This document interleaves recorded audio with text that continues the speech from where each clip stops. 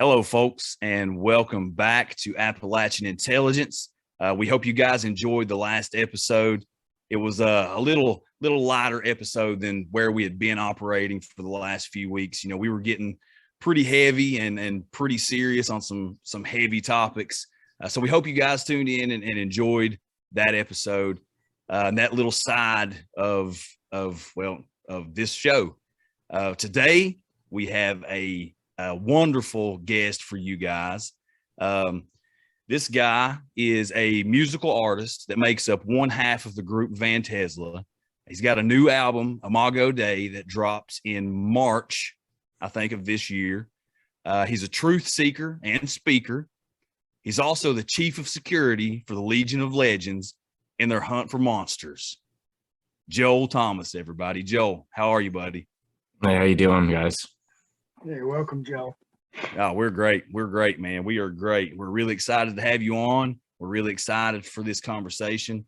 We'll jump in here. Of course, we were talking a little bit pre-recording. This is more of a paranormal and the world of the weird, especially in Appalachia show. So we're definitely getting into Dogman and your guys, you and the rest of the Legion of Legends, your hunt for Dogman in the Daniel Boone National Forest. But first, I want to jump into your music. I want to give you the opportunity to talk a bit about what you do, about how you pay the bills.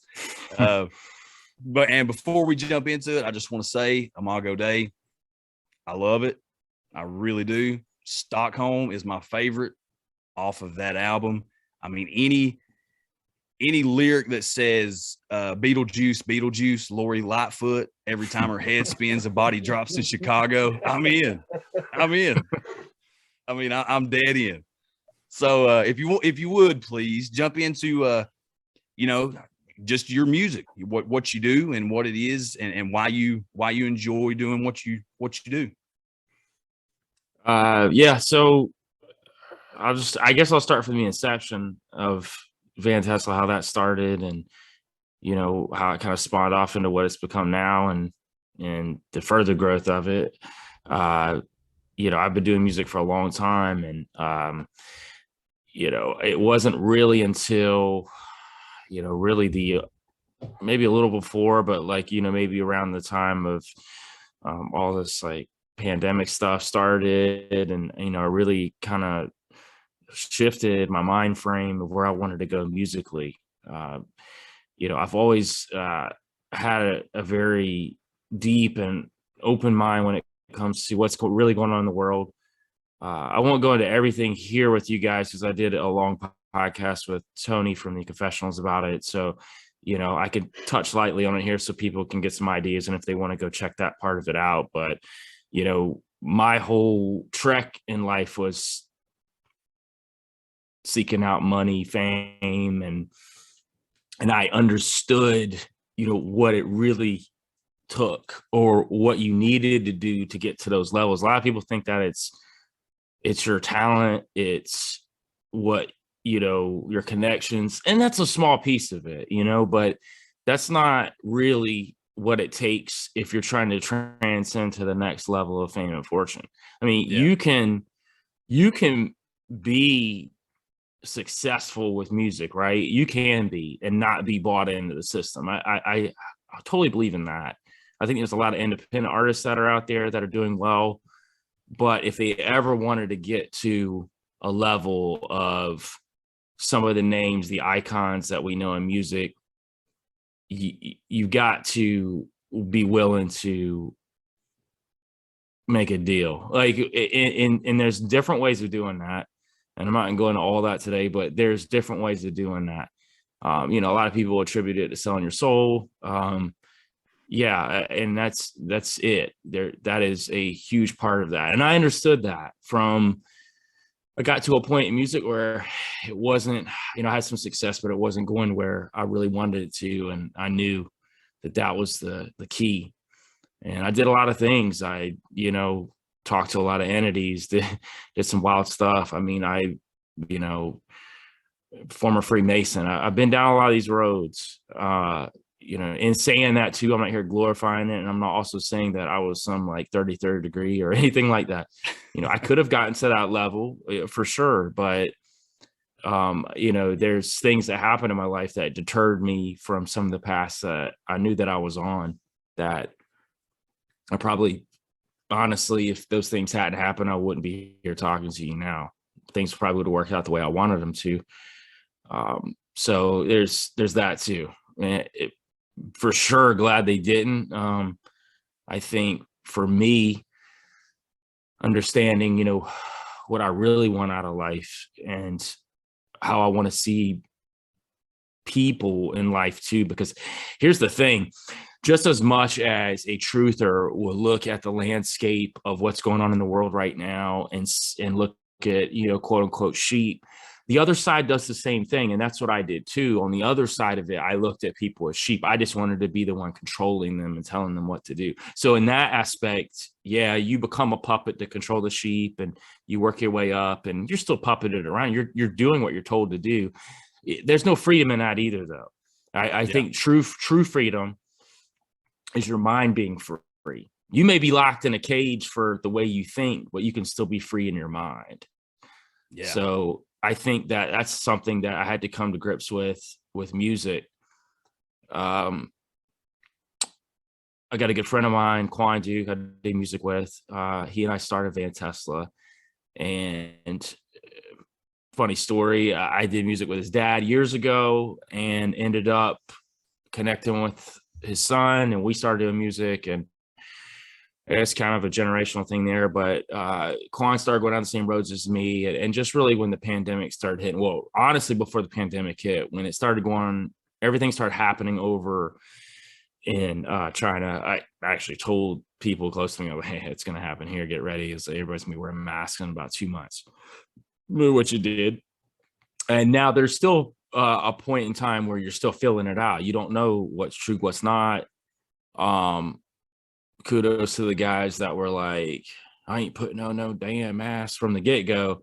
But a lot of people were still figuring it out. And I don't look down on anybody that was figuring it out or whatever. Everybody comes to terms with how they figure it out on their own time. One thing I've learned is, especially that first year of the pandemic, it was a lot of rage. Like I had a lot of rage, a lot of anger. I felt like I was trapped and I needed to figure it out. And Van Tesla was part of that. Towards the end of that year is when we really started working on the first Van Tesla album. And we really started being able to coherently put down our thoughts and what we wanted to say to people. And it was a big risk. It's a big gamble. Still is for me, because, I went from doing music a certain way that I knew that I could have a quicker road to, getting, people notice me, as opposed to now where it's a lot harder, especially when you're speaking truth. And there's some days that as an artist, you just want to bang your head against the wall, like, but you got to understand too, that when you're doing this type of music, you're not doing it for yourself, you're doing it for other people, and it's a different motivation behind it. And yeah, you want people to listen, you want people to pass it around, and that's important. But I think that's not the main key for me right now with it, and with Quan too. And I'd say the first year of Van Tesla, a lot of it was us feeling it out, figuring it out. A lot of the things we talked about were, us figuring it out, and we've come kind of full circle now to where we've got a new Van Tesla project coming out in a couple weeks, and we got a new song coming out this week. And we've got another single with another artist from Kill the Mockingbirds. He's got a pretty big podcast online. So he's also a rapper. So he'll be on the track with us the end of next month. So we've got about 4 songs coming out in 4 weeks. And then we'll have more songs come out this summer. And towards the back end of the year, we'll actually start working on Van Tesla 2, which will be the culmination of the 2 years we've been doing this. So yeah, I'm having a blast doing it. It's a very freeing thing to say what you want to say. And don't get me wrong, I've been censored. I've definitely been I'm sure been hit by big tech a few times. I'm also learning different avenues of being able to get it out. There's ways of doing things too that if you know how to troll really well, there's ways of doing things that you can get things out and kind of fly under the radar a little bit. So we try to do some of that too. Whereas, I know some songs, I mean, I'm very blatant. We're going to be very blatant. I'm going to say something wild, and it's what it is. I say a lot of crazy stuff. So, and I don't really care. So fortunately for music, there isn't as many restraints on music or podcasting for that matter right now. It's kind of your two main free speech avenues. Some of your big tech places like YouTube and stuff will try to shut you down, but there's still a lot of ways you can get it out. A lot of streaming. Well, Spotify is still pretty wide open right now, which is good. And it's the premier streaming, even over Apple. So it's got, the most pull as for now, until, that gets to a place where people won't be able to say what they want to say. But I mean, until that time, I'm still going to do it. And then when that time comes, I'm going to find other avenues to get it out. So I think that's important. I think that people right now are sick and tired of the mainstream narrative. They're sick and tired of rich people telling them how they need to live. I mean, it's just like, if you ever remember in the 80s was kind of how it is right now, right? The 80s were very like lavish, over the top. All of your artists were that way. It was very government controlled mentality. And then the 90s hit and it was grunge, gangster rap, and a lot of like free speech and people fighting back against the system. It's kind of what it's going back to now. People don't care about Cardi B or Drake telling them what they need to do. Like, they really don't. Like, people don't care about that. Like, people don't look at it the same like they used to maybe 5 to 10 years ago. They just don't care because they look at these people for what they are. They're just puppets and pawns. And I in a lot of ways, I feel bad for them. You know what I mean? They would laugh at me for saying that, but deep down inside, that's true. Because at the end of the day, that you may have all these things on the exterior, but on the interior, you're just controlled. You're not free. You're doing exactly what they tell you to do. And you may be doing it to get what you want, but at the end of the day, you still can't do what you want to do. You can't walk where you want to walk. You can't say what you want to say. A lot of these scuffles, these things that you see are just contrived or just fake. They do that to keep your mind on things. And we could talk about the Oscars, all that stuff. I mean, it is. I mean, there's different. I mean, and I can go deep with that one too. I go places people won't even go. They'll start talking about it being fake. I'll say, well, it might not have been that fake. Maybe Will Smith was under MK Ultra mind control, and that was part of it.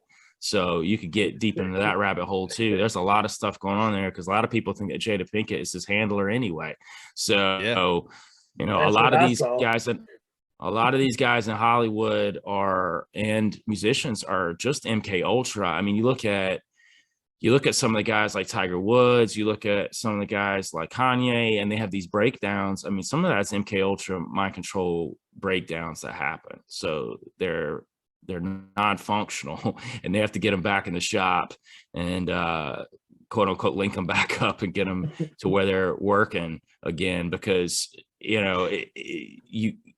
and I feel bad too, because a lot of them started out as kids that way. Like, a lot of these people in Hollywood and a lot of these people in music, and you can go back as far as like the 50s, the 60s, and that's where people really get thrown because they think this has only been happening the past 20 years, 25 years. Right, like, nah, this has been going on for a long, long time, hundreds of years. And the thing is, a lot of these musicians, I mean, you can look at the Doors, you can look at a lot of these bands back then. A lot of the members of the band's fathers were CIA. They were involved with the government. These guys don't just make it out of nowhere. Like, it's one of two things, right? Either your family's tied in somehow with Hollywood or in the government, or you are talented enough and they spot you out quick enough and then they kind of give you the deal. So it's one of the two. Like, I'm not saying that people don't come out of nowhere. They do, and in some ways, but they spot them pretty quick, and they know if they can control them or not. They know what they're willing to give to get to certain levels. So, and generally speaking, they're going to pick the thing you don't want to do. So that's kind of how it is, because if you're willing to give it up, they don't care. You know what I mean? Like, that's no blackmail over you. That's nothing they can control. They want to get you doing something that you really don't want to do. like I said, there's levels to it. So, but it's been happening a long time. This is nothing new.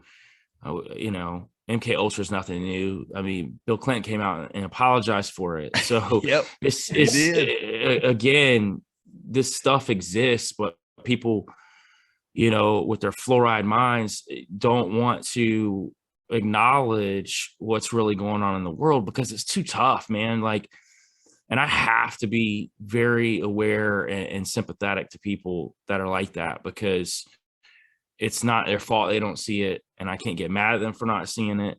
I just Right. need to care about them.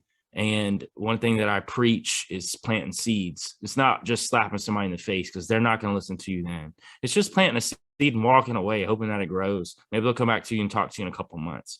You got to think about something. Think about this way. When you get really worked up and mad at somebody, because it's easy to do, especially when they don't see what you want them to see, you're talking about all the hours, years, and time of research that you've done, right? So how do you expect them to wake up in 15 minutes, like a 20-minute conversation? It's not going to happen, not unless they're willing to ask the questions. Well, that's it, man. I think that you're spot on with especially that. All you can do is plant these little seeds of truth and just say, okay, hey, this is what's going on here, or here's this article, or you can watch this YouTube clip of this person saying this in this interview. And nobody's mind is going to change that is not open and willing to listen to that information and to see things for what they really are. And, that's why I appreciate, what it is that you do and your music, and the people that you're talking about, which you also have a track called this, it's cognitive dissonance. I mean, they literally have to separate. It's mental gymnastics, for them to keep all of this in their own brain, that to line these things up, it just doesn't make any sense. But, Justin, say that again. What did you call it? Cognitive dissonance. Okay. Yeah, you got it that time. Did I mess it up the first time? It was just a little tongue roll. It's fine. It's fine. Look, it's man, fine. We'll edit that out. That's this accent, and we ain't editing nothing. That's this accent, okay? Joel, last week, Justin had a few technical problems, and I had my gummies were hitting a little bit harder than normal. So it was just me, and I'm just sitting there having a conversation, and I'm like, well, folks, you probably won't hear this anyway because Justin edited it out, but he didn't. It was too funny. It was too funny to edit out, okay? It was too funny to edit out. It was just like, when I was listening to it, I pictured Ricky Bobby in his interview not knowing what to do with his hands, okay? But anyway, back to where we were.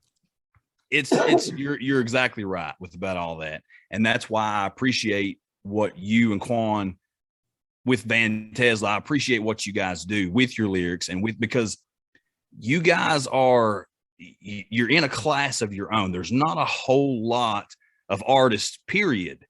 I'm not just talking hip hop or rap or, whatever, which, I just listened to Head in the Clouds the other day when it dropped. And that's a little more indie rock going on there. So you guys are versatile, but, no, man, that's why I appreciate what you guys do so much, because I think that it's important. It's really important to sacrifice what you could be doing by falling in line with everybody else, with all of these other artists, by being a part of this woke mob or this movement and just saying all the keywords and everything that people want to hear. You guys aren't doing that. They don't really want to hear it, though. They don't really want to hear it. You're right. Justin, that's the key. People really don't want to hear it. And here's the thing. You're saying it because the people in control want you to say it because they want people to hear it, not because people really want to hear it. Like, you get around the average person, and you could take even the wokest person on the planet and you get to talking to them. Generally speaking, man, people are pretty good at the core, right? So a lot of people tend to are just confused a lot of times, right? So Yeah. they only go by their personal experiences. So if they've had bad personal experiences in a certain bubble, they're going to think a certain way unless they force themselves out of that bubble and they can look at things as a whole, right? So that's where, I'm able to talk about things in a way. And Quan too, we've had also a lot of life experiences. So we're able to speak from a forum of a lot of different, places where we've grown up, what we've seen. For he and I, it's easy to be able to look at the world a little bit differently because we always did. So, it's not that easy for people. I mean, Quan will tell you, for instance, I mean, he, grew up Section 8 and grew up, in the projects, and that's just, he grew up that way. So it's easy for him if he wanted to have that victim mentality, go that route. And for a while, like, he was very like pro-black power, a lot of kind of stuff. But even then, he was always very cognizant of like what was going on around him. And as he was like piecing things together for himself, he kind of created his own way of thinking. And that's still evolving. Same with me. The way I think about things, I've been around a lot of different cultures. So not just like American culture, but I've had a lot of friends from overseas. So even their mentality is vastly different, being around those people and how they think in their different like places of, maybe Africa or Belize or wherever they're from, they came from those cultures and it's different. So when they come here, they look at American culture vastly different too. So when you start looking at things in like a worldly way, it's a little different. And you start understanding and that's when you start looking at things as just trivial and stupid. And then you start looking at things like BLM and some of these movements as they're very good people that follow these movements. They have very good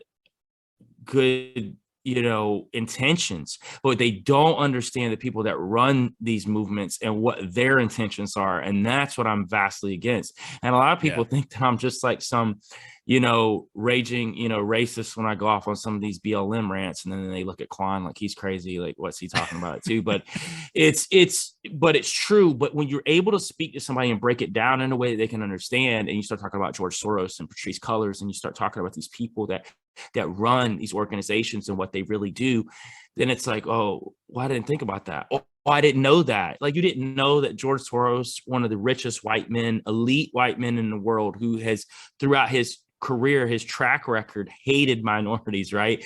That he is constantly dumping money into these minority vehicles. And the reason why he does that is so he can control them. And that's all it is. It's simple as that. And people don't see that, though. They get caught up in whatever mainstream's throwing their way. And funny enough, mainstream's just mainstream, right? A lot of people don't really watch the news, but what it does, it trickles into a mainstream culture, mainstream, jargon, to where it's passed. So somebody may have seen something on CNN, but then it got passed through 10 people who didn't watch CNN, but just that seed of that CNN, that one person, because CNN's ratings are absolutely at an all-time low.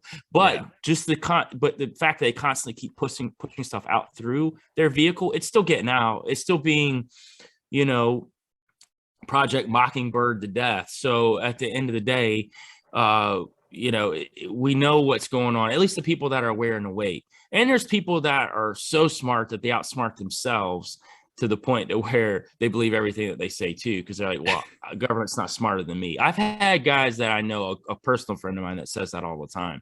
And he's IQ's through the roof, super smart guy, ex-military, super left, super all that. And, he and I used to butt heads a lot about that kind of stuff, but we got to the point now. He is very aware, though. I could tell you he's very aware of some stuff going on there too that's not right. I just think I think he doesn't allow himself to go down some of these rabbit holes. I think he feels like he'd probably go crazy if he did, which I understand some people that do that too. I understand that as well. I really do.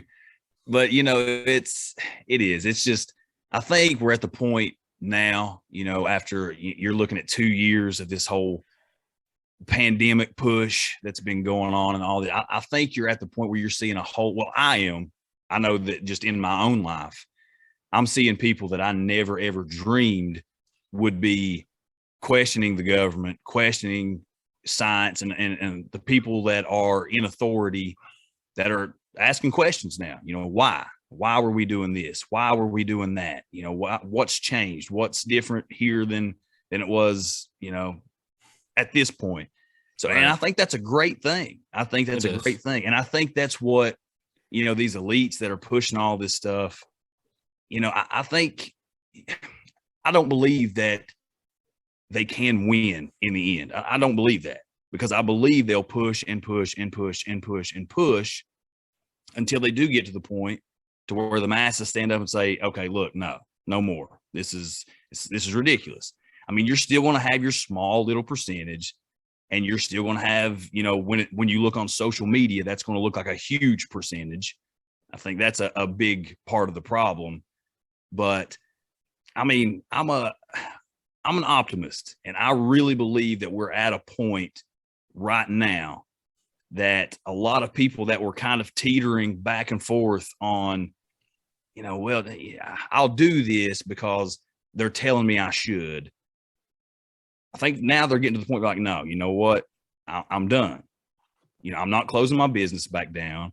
I'm not getting 16 vaccines and boosters just so I can go eat in a restaurant or walk into a grocery store to feed my family.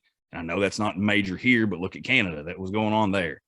Well, you can't even get over there now. Like, sports athletes can't even play over in Canada right now. Yeah, I know. It's insane. I forgot what team it was yesterday. The starting pitcher couldn't pitch, and several other players weren't allowed to go over there because they're not vaccinated. Yeah, they weren't vaccinated. I forgot which NBA player. I think it was Brooklyn. I'm trying to remember who it was. Kyrie Irving.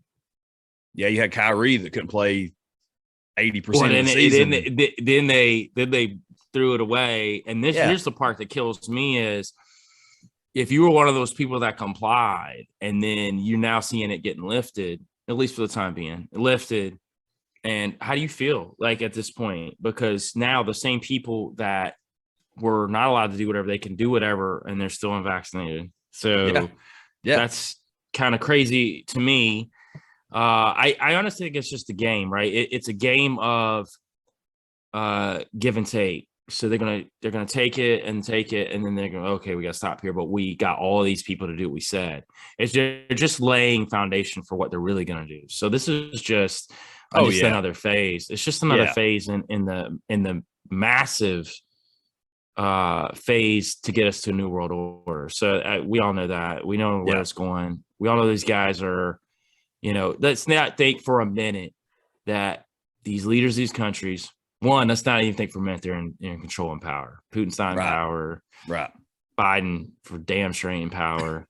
You know, none of these guys are in power. They're just puppets. Zelensky, I mean, he was an actor 7-8 years ago, dancing in high heels and on some game show, slapping dudes on the ass. So at the end of the day, these guys are all actors. They're all puppets.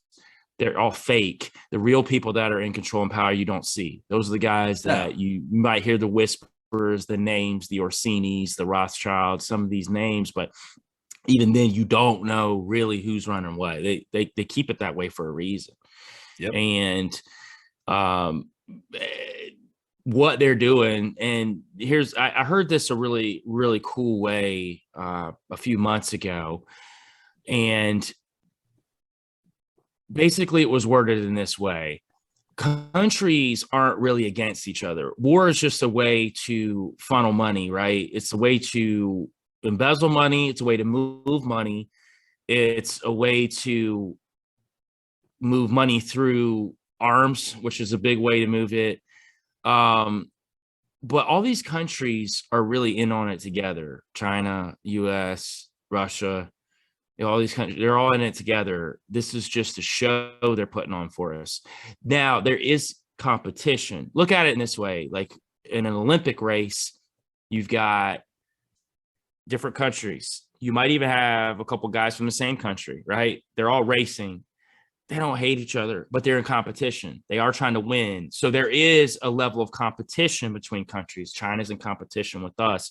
You know, Russia's in competition with us or whoever else, right? It's just a competition between all countries. But at the end of the day, they have the same one world government ideology, and that's what they're pushing towards. That's what, everybody gets really hyped about, cryptocurrency and all that, but that's just moving us towards one world currency. That's all that is. Like, it's just getting us to a point to where everything's digital, everything is moved through some sort of device that's either implanted on you or tattooed on you. And they've already got these, though. Like, people think this is, I laugh at people that think this is still conspiracy theory when they've been doing this overseas in certain countries. Optional. It wasn't even mandatory. It was just stuff they were offering a couple of years ago to people, and people were taking it willingly. So there's a lot of this stuff that's been going on, all this transhumanism, and the whole transgender movement is actually a movement towards transhumanism. That's what people don't really understand. It's moving us to a sexless world of where, because what they won't need in the future is people to reproduce. They'll be able to do this in labs. They already are. So one thing they're doing a lot of stuff behind the scenes they're not telling us, but they are doing a lot of stuff they are telling us. Like in China, they're already showing us these tubes that they're growing babies in and how they're doing it. They're showing the future of how you can have like the perfect specimen, how you can have the perfect, all this stuff's going on. Like it's so simple. It's so easy to find too. This is not, you have to go to some sort of tour, browser to find this stuff. You can go to Google, you can go to your mainstream stuff that filters out the truth and find the truth. You can go to YouTube and find these videos where they talk about it. This is coming straight out of them, because part of what they have to do, they have to show you the truth. It's part of a contract, right? It's and I'm going to get real spiritual here, but it's part of kind of how the devil works and how the demons work, right? They've got to show you these things in writing, and you have to willingly accept it. Now, they may do it in a way that the average person is going to just accept it and not use their brain and just accept it because it's being shown to them in a way that's not like it's harmful to them, right? So they do it in ways that they slowly leak things out here, and you're just fed with all this stuff. And before you know it, 10 years from now, that's how you're having babies. You know what I mean? Or 15, 20 years from now, that's how it's happening. And you accepted it, though. You did accept it. So that's part of it. They can't do anything without you accepting it. You have to accept it. It's karmic effect on their end. I mean, they have, they're well, I don't know their exact belief system, but I know that everything we're talking right now, if you believe what the Bible says, it's biblical. I mean, everything that we're talking right now is biblical. This new world order, a one world government, a one world religion, a one world digital currency. I mean, it's all biblical. I mean, you can read in some of the final pages and you understand it's coming. Speaking of which, you were talking biblical. I saw something today. My buddy sent me a video, and I gotta try to find it again. It was pretty wild. It was somebody was filming outside of Air Force One, and this was in the past week or so. And there were people out there, and there were giants with them. Like there was guys that were like, there was one guy that's, I've seen it, where his head was like almost to the wing of the plane, and they were walking with the people. And so I hit him back. I was like, that's like Nephilim right there. I mean, giants are like, they're for sure around. So I don't know how true, that this picture was, but it's the part that was tough for me was that it was moving pictures. It wasn't just a picture. So it was film, and you can't doctor film. You can totally doctor film, but it just was odd. And, I thought it was worth me just like bringing it up here because I saw it earlier today. And like, that was so weird because there's so many weird things. Like, I don't know if you guys remember right when Biden got in, and they did that whole weird ceremony at the steps of the White House where they all were masked up. And then they were doing this weird, like ritual type of thing. Do you guys remember seeing that reptilian looking thing that was like next to him? That was like right with him and everybody. And then if you look up the stairs, there was like some lady that was like almost like 12 feet tall that was kind of in the middle of them. Yeah, it's really weird when you start looking at things from like this like mindset of like truth, right? You start seeing things that other people just would you just wouldn't see, like, if you weren't looking, and you just have, because I remember the reptilian looking like CIA or whatever dude was like next to him onto the right. And you can even see the fear of like some of like the politicians next to it, because it's like massive. It's like, even the face looked green, and it could have been doctored again, but it was odd. But then it was funny, the way my mind works is, what else is in this picture? So I start looking through, and then I'm like, look at this lady, like her hands are like twice the size as everybody else's. Like, what's going on here?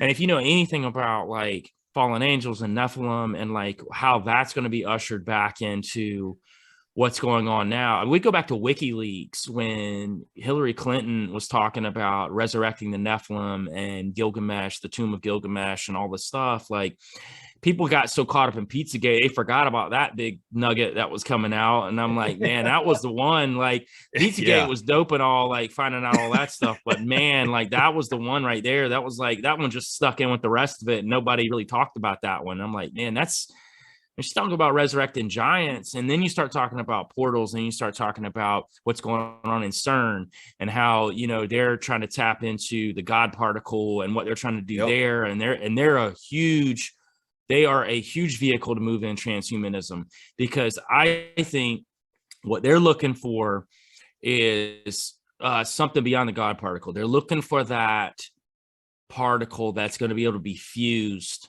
with people, and you will become essentially a god. And I think that's what the mark of the beast is really going to be. Everybody started getting all hype about like the shot and all that stuff, man. That's not so start relax, guys. Like that's a vehicle to wipe out some of us for sure. And and I think too, there's outside of just population control and some of the normal stuff that we talk about. I mean, there's plenty of people that's like gonna be all right, for essentially, you know what I mean? I think a lot of people got a placebo. I think some people I don't think everybody got the same thing. I don't think that really was supposed to go out that way. I think it went out the way that it was supposed to in different sections. So whatever you got, and you were going to get whatever came out of it. You know what I mean? Like, any kind, if you got a heart condition, that was all the people that got this version of it. Or if you got this, you got this version of it. Or if you genetically react to something a certain way, then you may react to it this way. I think there's definitely people that got, triple, quadruple jabbed, probably walking around okay right now. You know what I mean? So, but I do think at the core, it was teaching people to be compliant. And I think that's what it was, like accepting whatever the government tells you to take. Like, I think that's really what it was, more than anything, than just all the other stuff people got fearful about. Yeah, like, I think you're right. I think it was more of a, let's just keep pushing to see how far we can go. Let's see what we can get the crowd to conform to and comply with.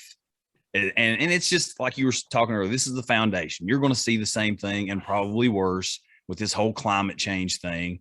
You're going to see it. I mean, it's just going to keep taking steps after step after step. I mean, let's not even get going on that and talking about HARP and like what was going on there before they shut that down. You've already mentioned like 3 different topics that we could literally go 2 hours on. I mean, like CERN days. You want to talk crazy rituals? Let's talk CERN. Let's talk the whole opening of the train tunnel there and all that. I mean, I showed Ryan that video a few months back, and dude.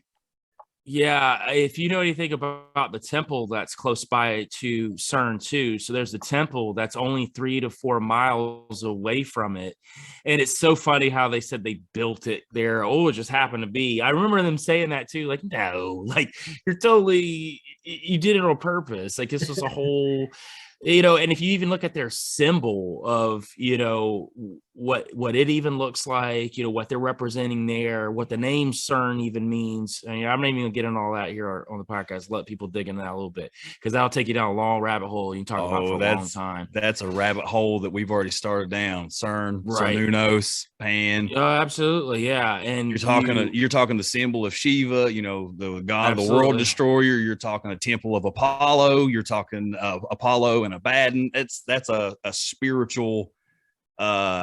That's a whole rabbit hole there. Well, I think part of what they're doing with quantum physics down there is figuring out how to open these portals, not just not just the particles they're looking for, but I think they will tap into the place where the original group of fallen angels that had sex with females and created the first set of Nephilim, that's who's going to come out, because it has been in scripture talked about they will be released in the last days.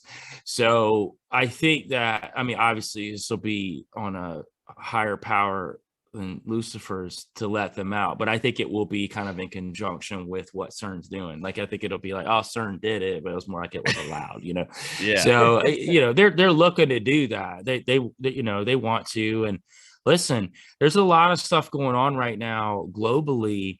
Like, cryptids are just rampant right now. I mean, I can tell you right down the road from me, there's a guy, he actually, this hit somebody's Facebook, and then it got circled around, and my girl actually brought this to me. She's like, oh my God, this happened right down the road, the national park right down the street.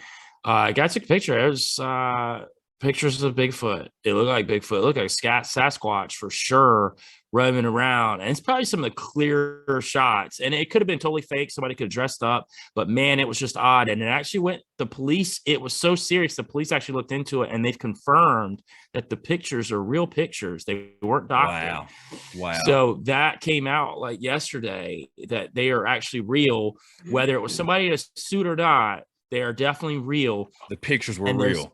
And there has been several accounts from different people that aren't connected that have seen this thing. And also in this area, there was some sort of weird, like some years back, where a ton of like women's bodies were found and stuff. So there's a lot of like human trafficking that goes on out there too. So nobody was really going out for this national park for a while. So I could totally see like something like Sasquatch or whatever being, or who knows what else is off in there. And you start talking about national parks. You talk about what goes on in these national parks with the government. You start talking about portals, because like that's where a lot of these portals and openings happen, is in these national parks. So now you've got cryptids like on the loose. I mean, cryptid talk and UFO talk has never been at an all-time high, to where like the average person is accepting it as something that's like okay. And there is a reason for that, because they've been infiltrating us for the past 20, 30 years, if not longer, through movies, through TV shows, documentaries, getting us more and more accepting of the paranormal, more accepting of UFOs, more accepting of aliens, Bigfoot, Dogman, whatever. You know, they are, because there is going to be a time where there's going to be Nephilim here. There's going to be these things. It's going to be a kind of an intermerging of human and them. And, you know, I don't think it's going to end well, but it's gonna happen. Government's going to definitely try to control what they can, you know, but I mean, again, you know, how do you control the Dark Lord? You're not doing that. So yeah, this is what it is. You know, you might get what you can out of it, but when he's through with you. So yeah, that's it. Well, Isn't I think that's isn't the Serpent Mound in Ohio? Yeah, so it's a big one here. So you want to get into Serpent Mounds, and you want to get into mounds in general, like Native American, you know, all these Native American burial grounds. Well, if you do some research, at least in the truther community, you start realizing what these mounds really are. They're mounds where giants are buried, and that's why they don't want you going there and digging around and figuring out what's in there, because you'll find a giant whose tooth is as big as your whole body. Like, I mean, what they talk about, you know, in the Bible, they were, you know, what, 36 cubits high. And if you really go into research about what 36 cubits is, we're talking over 40 to close to 50 feet, like the original Nephilim were. And the way that they were constructed, as far as, and you have to do a lot of cross research when you're looking at different cultures. But the original Nephilim were said to have glowing eyes. They had more of a serpent type of heads. They weren't your typical like humans, because the Nephilim obviously had different generations that went down from it, right? So that's when you started seeing more of your interbreeding, and you had different Nephilim that were. That's when you started getting your like smaller Nephilim. I say smaller, like your 12 to 15 foot Nephilim, which were small, like your Goliath. Like Goliath was said to be like 11 to 12 feet tall. I mean, it's ridiculous, but he wasn't. We're talking 36 cubics. I mean, when you talk about that, and they said that their ratio, so as humans, we're like 3-to-1 ratio. that our height to weight or mass is 3-1. Nephilim were 2-1, which means that if they were 30 to 40 feet tall, they were like 10 feet wide, and they were super strong, super fast. They were the demigods. They were what these cultures talked about. They were these superheroes. They were these people that had superhuman strength. And so they were half God, essentially. Because when you have to look at it, the fallen angels did take the role of gods, right? So the gods of these different cultures, they played these gods. They revealed themselves as these gods. And then they had their demigods, their titans that were rolling around with them. And my personal belief is, and I've done some research, I think before the flood, I think that technology was greater than it is now. I think that that's when Atlantis was around. I think you had cars. I think you had things that were far beyond what you had now. And I think that they got to the point of transhumanism where they were splicing so much together. That's when you had all your griffins and all of your different hydras and all this different stuff. I think all this stuff existed well before the flood. I think that's why the flood came. It was because there was so much destruction of the creation that happened. And then we're moving towards that again. Look at it. We're trying to resurrect Nephilim. We're trying to splice human DNA with animal DNA, and we're doing it. Let's not say that we're trying to do it. We've already done it. I mean, how do you think we get a lot of these cryptids anyway? Is, you know, so I think at least half of it is probably government stuff that's been put together.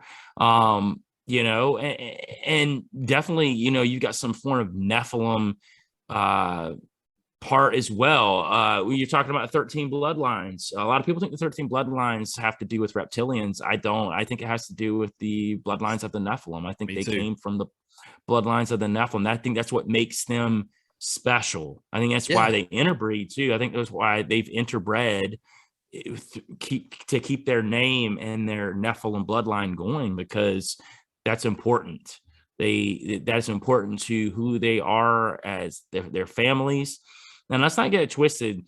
These guys like Bill Gates and Soros and Elon Musk, like, man, these guys aren't the richest guys in the world. That's what they show you, right? They show you these puppets, and they're like, oh, this is the richest man in the world, whatever. No. There's trillionaires, man. These families are trillions and trillions. They got money you can't think about. Their wealth is beyond money. It's not, they don't play in a world of money. They don't play in a world of countries. The world is their country. They go where they want, do what they want. And that's why they don't look at things the same way that everyone else does, that lives in like a little box and think that, you know, oh, it's, well, US, we're going to go help Ukraine and all this stuff. Like, no, this doesn't exist, guys. Like, you're just feeding into some narrative they're giving you. It's just another game, just another distraction to get you talking about something else. It's all theater. It's all theater, right? They're showing you what the left hand's doing when we should be looking at the right. That's exactly right. You're exactly right. We were talking about, you know, the portals and you know, getting into all, just one last thing about all that, because man, we could go on forever with that. But Jesus does say in the Bible that the end times will be such as the times of Noah. So I think that statement means a lot. You know, I take that to believe exactly what you said, Joe. I think that we're talking technology wise. I think we're talking the Nephilim. I think we're talking all of these things. If we look at the time of Noah and why God destroyed the world with a worldwide flood, I think that's where we're getting back to. So, and I think when you think about portals, and one thing that a lot of scholars have a hard time wrapping their minds around was after the flood, the Nephilim were back. And they think there's a couple of ways that could have happened. One was there was another, you know, connection, lack of a better word, between, you know, fallen angels and humans again, which that could very well have happened. Another one is portals. That's one that a lot of people talk about, that the fallen angels just ushered their children into these portals into this other realm, right? So that's another way of looking at it.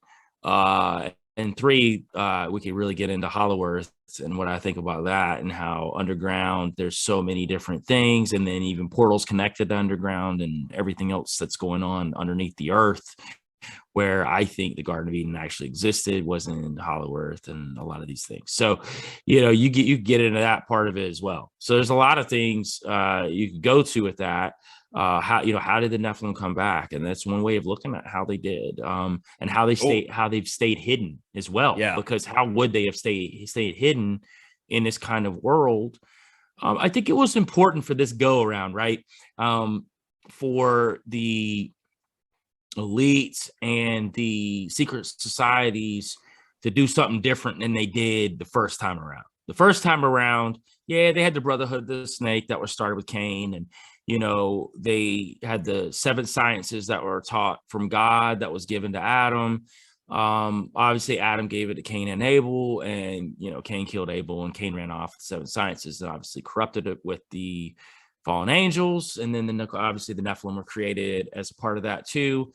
And it wasn't until like the 7th generation of Adam's side, which they were basically infected as well. And that's kind of when, God was like, all right, wiping it all out now. And Noah's like the only person on the planet that's worth anything. So, so I think that's it's my thoughts on it anyway. I could go all day and all night about what I think about Nephilim. I think they're definitely on the way. They're already here. But I do think that there's going to be a time where it's going to be revealed, but I don't think that's going to happen until we get to a point of when we start talking about the Antichrist and like what he's coming to do and, all that. I mean, that's going to be a whole different bag. And, I've done some research on, they already think he's there. They think he's in Israel now. And he's already performing miracles and signs, and he's kind of already getting his way going, kind of with the whole Kabbalah thing and what's going on with your mystical Israelis and what they've been thinking all along anyway. And that's when you start getting into the Zionist movement and everything else, which Donald Trump is very much connected with, and all the rest of them. So, again, I could go off on both sides all day. Yeah. Me too. But we were talking. We'll gear a little bit toward Dogman now. We can do that. We were talking. Because we could literally do this all night. This might have to be like, we might just schedule a show a month and just talk this stuff. But you talked about these portals and all these things going on, that these cryptids and the paranormal and UFOs or UAPs or what the government's calling them. We got to get rid of UFOs, I guess. But all these things are so they're almost mainstream. I mean, they're Yes. at the point now that, people aren't looking at this stuff as, oh, well, there's Crazy Justin talking about Bigfoots and Dogman and seeing aliens again or UFOs again. So with that, this kind of led to this hunt for the Dogman in the Daniel Boone National Forest in Kentucky with you and Tony, Ward, Christian, the rest of that's all of them. I was going to say the rest of the Legion of Legends, but that is the Legion of Legends. So Tony's brother Jack is a part of it too. He wasn't able to go yeah. on that trip with us, but he'll be on the next one with us. So that's probably what you're thinking about. So it is 5 of us, but it was 4 on the initial trip. Jack has done a lot of stuff with Tony, his brother. So before that, so Jack's really the big skeptic out of the crew, which I'm pretty excited about him coming along in this next one. So I'm hoping some stuff happens to him. Well, see, Ryan is our neighborhood skeptic here. I'm all about everything. You throw it at me, I'm about it. Right. Ryan has to keep me in check in a whole lot of things. So, but yeah, man, let's dive into this expedition, this hunt for Dogman, just kind of how it got started. And I know just by watching the documentary that you had an experience down there, which is nuts. So yeah, man, just dive into it and say what you want about it. Yeah. So, me being part of the trip was a little odd. It really wasn't supposed to happen that way. So Tony actually had an original crew that he was building, and everything started falling through. It just wasn't happening. A lot of the guys were backing out, and he and I had become good friends just through the whole Van Tassel movement. As a matter of fact, I give him a lot of props for kind of jumping on board before anybody else did as far as what we were doing, because he kind of he saw the talent there, one, and two, he just knew that we were, on something a little different than everybody else was on. And, I had been out to Philly already. I'd hung out with Tony. I'd been on the confessionals back when he did Rage Against Dystopia, his radio show then. I was on that. And I also did a long overtime session with him on his members only site. So if you do want to hear me talk about Freemasons, I do get into a little bbit there. So, yeah. So anyway, he and I got really cool, and he just texted me out of the blue. We text, and he just texted me out of the blue one day and said, "Hey man, how'd you feel about going to hunt Dogman with me?" I'm like, "Yeah, man. Like, yeah, like I grew up in the mountains. Like that's not one thing a lot of people don't know. They hear you're a rapper, and they think you grew up like in the city and stuff like that. Like, no, I grew up in the country like most of my life." And I told him, "Yeah, I'm ready." He's like, "You got guns?" I was like, "Who are you talking to?" Like, I was like, "Man, I'm not talking about deep state the way I'm talking about deep state if I ain't packing too." So I was like, "Yeah, man." I was like, "For sure." He's like, "Yeah, you're in then." Okay, cool. So Ward and Christian were already on board because they were, cameramen, and they had already, been talking to Tony, and they'd done stuff with Tony too. So yeah, that's kind of how it happened. And, I was pretty excited about it. And my job's not to film. So, I can kind of do what I want to do. And, they always joke around, I'm the dude that's going to jump off the cliff first or whatever. I always say I'm going to be the first one in the portal. So yeah. So I don't really get too, I have a lot of fear. Like, I feel like for me anyway, like the whole fear part of it is, yeah, you got a healthy fear about things, but ultimately, my thirst for knowledge and what I want to find out, it kind of outweighs that. And I feel like I kind of roll with the higher power anyway. So if it's my time to go, then it was just meant to be. So I don't really care too much about that. I know my family probably does when I go on these trips, but my girl keeps telling me I need to write a will, especially before I go to Tim Walker Ranch. Not a bad idea. She's probably right. So anyway, so we get ready for the trip. He probably got a hold of me about a month. He says 2 to 3 weeks, and it could have been 2 to 3 weeks before then. I don't know. It was around, I would say, anywhere from two weeks to a month before the trip. He contacted me and see if I could go, and I was like, "Yeah, I'll make it work." I'll bring some artillery, and we'll see how it goes. Ward is a tactical guy himself, so he knows a lot more than I do as far as his safety and as far as a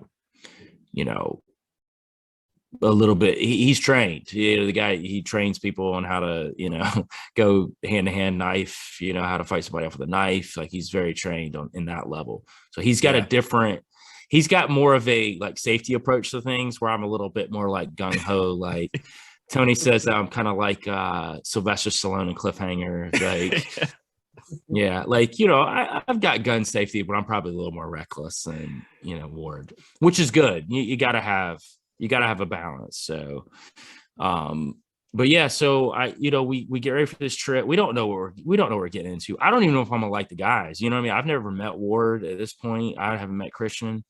I just know them by name, from Tony. That was it. Tony was like, we knew about Kyle from the Dog versus Dogman podcast, which we all listen to, and which is probably one of his, top 5. Got to be in the top 5 pantheon. Oh yeah, stuff he's definitely by far. So we know we're meeting Kyle too. So that alone, I'm just like, I get to meet him. So that's gonna be pretty cool, And since he's like pretty cryptic, because Kyle's not even his real name, so like it's a lot of like stuff that's pretty hidden about this guy.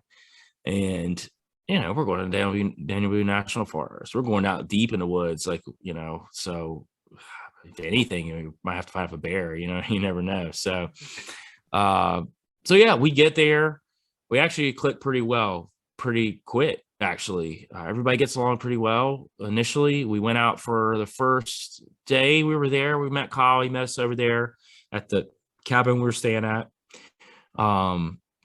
He took us out to the second spot where he met the second Dogman. That's when we found the print, which is crazy. I've got a pretty, as far as just like lengthwise, I've got a pretty big hand.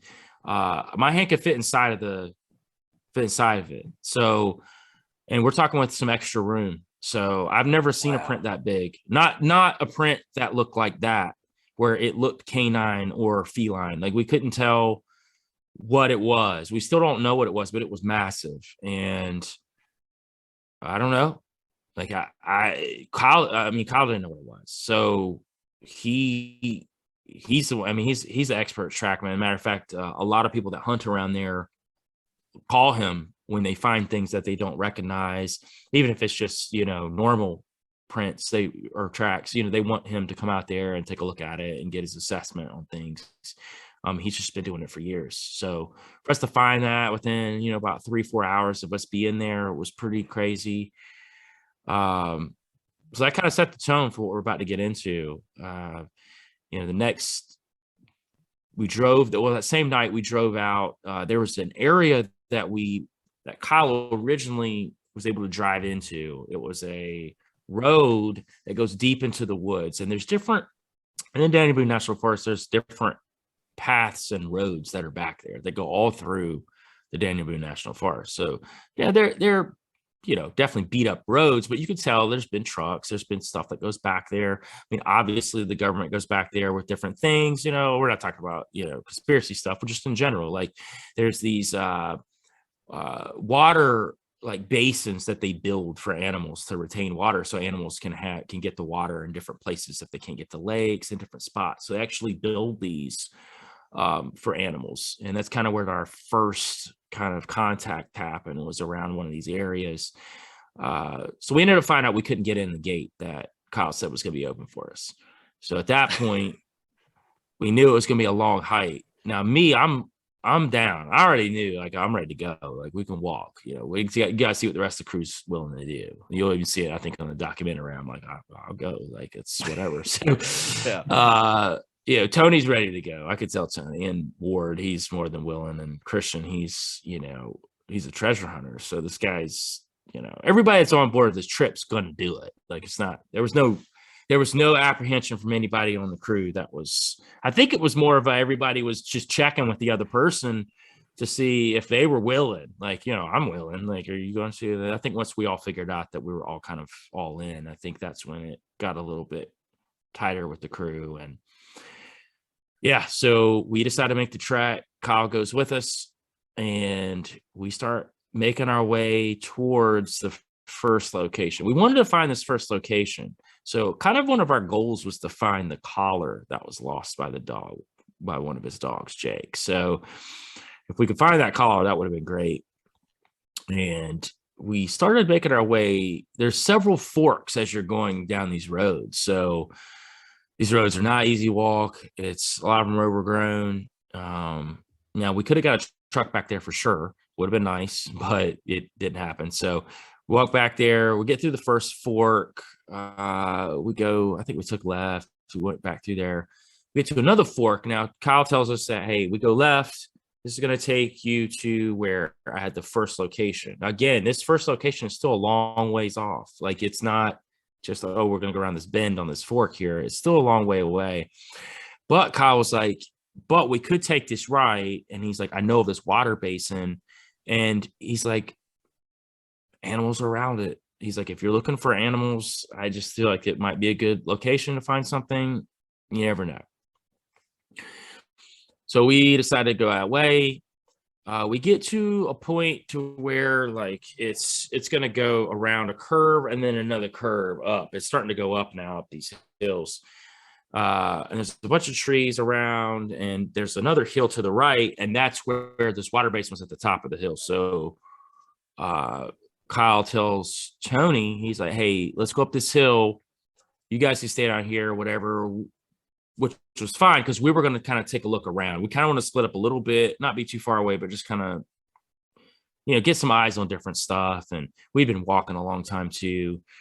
So at that point, I start kind of going up and I'm about to go around this first little like turn. And as I'm about to, I look up and there's just like a group of like brush and trees that are just like moving violently in front of me. One particular tree in general. And when I say like these are like big trees, I mean they're big trees. These aren't like some little trees that you and I could kick around. Like we couldn't bend them. Like these are like big oak trees, and they were bending down like this in front of me. It was like something was moving it. So for me, I'm the only one seeing this. So like I'm like, I'm hoping somebody else see. I turn around and Christian is fairly close to me. I turn around, I'm like, did you? And as that's coming out of my mouth, it happens again, but even bigger this time. And at this point, he and I both see it, which I'm very thankful for. So at least like that wasn't just me seeing it. And it was like, you know, because people will think it's contrived and you made it up. And I know how people are. I'm sure there's people that think we made the whole thing up anyway. So it's just that's confirmation. Yeah, that's confirmation. I mean, anytime well, at least for me. Yeah. You know, at least for me. And I know that, you know, there's people that saw a documentary that were less than thrilled, that thought we made it up and whatever, man. That's just part of it. So that's going to be anything that you do. I tell Tony to stay away. I tell Tony to stay away from the comments, man. He does not do well with comments. He told me like a few weeks ago, he's like, I'm leaving that to you, man. He's like, you know, if you see something important, he's like, come talk to us. He's like, but you can handle it. I can't handle it. So I could deal with it, man. I troll people anyway, so for a living. So it's like whatever, you know. It's like it doesn't bother me. A lot of times people just get on there and I don't know what they expected out of a documentary, because you know I think you know some people might say, you know, why did you get it on camera? Well, it's kind of stuff like this happens, right? Because we were, and to get to that point, why it wasn't on camera, because there were some people asking that question. Well, if you guys had cameras the whole time, like, well, we didn't have them on all the time. Like, we did have it on, but you got to understand something. When you've got a guy like Ward who's carrying an AR plus a full-on camera, and Christian's also carrying a camera plus other gear, you're really only filming what you think's pertinent as it's happening, right? So it's not like you've got a camera on all the time. Even if you had GoPros on, you wouldn't have them on all the time because they're going to go dead. It doesn't happen that way. Like people know that, man. They don't want to listen to that. So they're up a hill. At this point, we are kind of settling in. We weren't looking for anything. We're waiting to hear what they saw and then get an idea of where we wanted to go. Because honestly, while we were at this particular location, if we didn't find it, we were going to turn around. Like this is kind of where like we didn't think we were going to find anything there. This was the whole point. Like this place what we went to was. It was just on an off chance. It was just on, that's kind of how things happen, right? When you're not looking for it. Yeah. So at this point, Christian had put his camera down. He was digging around in his bag, I think for beef jerky or something. Like, I think this is kind of how it went down. And honestly, and to this point too, like generally speaking, the reason why you don't catch these things on camera is they're pretty damn smart. Like they are. So it's not like they're, well, I'm gonna come out now. They got that camera moving. Like, come on, guys. Like, let's get smart about this. Like, there's a reason. Also, people that have gotten things on camera, you're never gonna see it. The government has confiscated that camera and everything a part of that camera. You're not gonna see it. So it's that, you know what I mean? Like, I was so shocked that this guy got these pictures out. I think it just got out on Facebook before it could get reeled back in, right? Or it was fake, one of the two. So. Thank God the internet got away from him. I know, right? So again, I look up and this is happening. He sees it. Ward's in a weird spot. He is not like close to us and he's not really close to them. He's in some weird in-between spot, but we were close enough to be able to yell to him to come here or to yell to him to yell to them. I think that's kind of how that went down. So he was able to relay to them. They come kind of running down. We're telling him the story. We're telling Tony the story. And you can see some of that on the documentary. Kyle does break down. Like, he broke down. It was like he had PTSD. I really, at that moment, my adrenaline was pumping that I don't really I did see him go down, but I wasn't real cognizant of him really going down. I was more like, I want to go find this thing. So, I don't remember whose idea it was to split up. This is a combination of ours, I'm sure. I was ready to go. So I'm like, yeah, let's go. So Christian's all on board. He's like, yeah, man, as long as you're in front with a gun, I'll be behind you with the camera.